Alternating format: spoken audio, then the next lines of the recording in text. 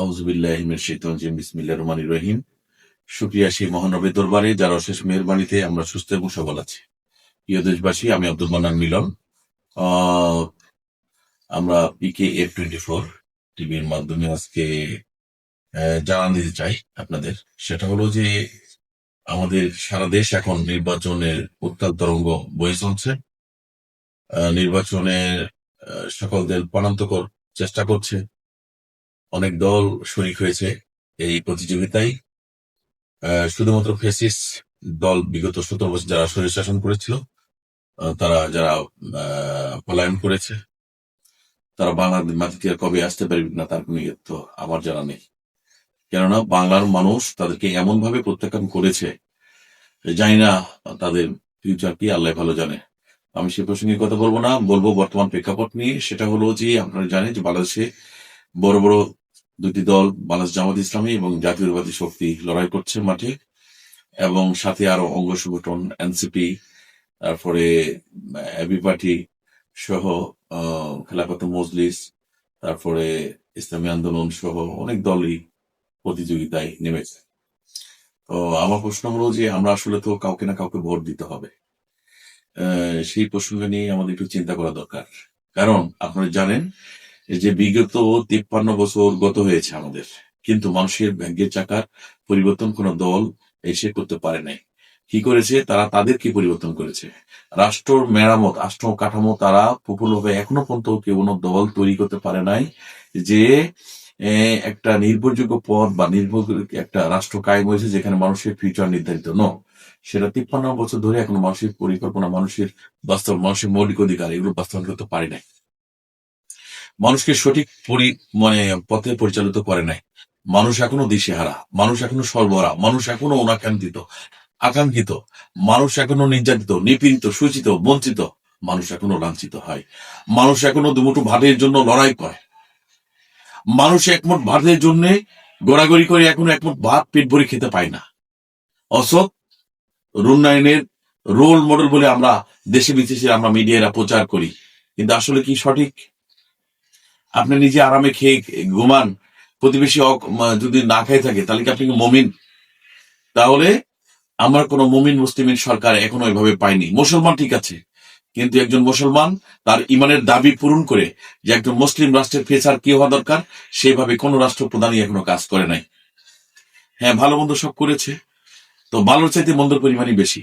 আরেকটা হলো দুর্নীতিতে ভরা। বিগত এর আগে বিভিন্ন দল দুর্নীতিতে চ্যাম্পিয়ন হয়েছে, ফাঁসিসে চ্যাম্পিয়ন হয়েছে, কিন্তু তারা কখনো চিন্তা করে না যে এই ভোটটা মানুষের আমানত, আমাদেরকে দায় বিশ্বাস করে আমরা কেন তাদেরকে প্রতারণা করি, কেন প্রতারণা ফেলি, মিথ্যা আশ্বস্ত করি, এটা তারা চিন্তা করে না। আর আমরাও বেকুবের দল, আমরাও আবাল, আমরাও কি করি? এই মিথ্যা মায়া কান্নায় পইরে আবারও মনের যন্ত্রই সেখানে ছিলছাপ্পর মারি। প্লিজ দেশবাসী, আমি করজোড়ে অনুরোধ করছি, আমরা এই ধরনের ভ্রান্ত কোনো ধারণায়, ভ্রান্ত কোনো প্রতারকের কাছে আর সিল মারতে চাই না, বা আমাদের উচিত হবে না। কারণ কি, এই 24শে জুলাই আমাদেরকে মনে কত বাচ্চার পান কেড়েছে, কত মানুষের পান কেড়েছে, কত মানুষকে তা অন্ধ বধির করে দিয়েছে, কোন মানুষের জীবন নিয়েছে। একটা দেশের মধ্যে, এই ছোট্ট একটা দেশের মধ্যে এত পলিটিক্স আর ভালো লাগে না। সুতরাং আমরা পলিটিক্স থেকে বেরিয়ে হয়ে সরল রাস্তায় চলতে চাই, যার কারণে দেশের সৎ মানুষদেরকে আমরা নির্বাচন করতে হবে, নির্বাচিত করতে হবে। কারা? যাদের মধ্যে অন্যায় দ্বন্দ্বভেদ নাই, অহংকার নাই, আত্মঅভিজ্ঞতা নাই, মানুষের হক মেরে খাবে না, চাঁদাবাজি করবে না, ধান্দাবাজি করবে না, কোন লুটেরা বাহিনী তৈরি করবে না, তাদেরকে আমাদের সাপোর্ট করতে হবে।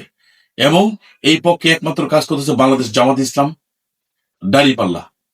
সো দাঁড়িপাল্লার যেখানে যেখানে প্রতীক আছে, আমরা বিগত সরকারের আমলে আমরা দেখেছি এই যে তাদের 3 জন মন্ত্রী ছিল, তাদেরকে ফখরুদ্দিন আহমেদের সময় যখন 111 রাষ্ট্র কাঠামো যখন তাদেরকে বিচারের আওতায় আনা ছিল, তাদের একজনও কেউ পড়ে নাই।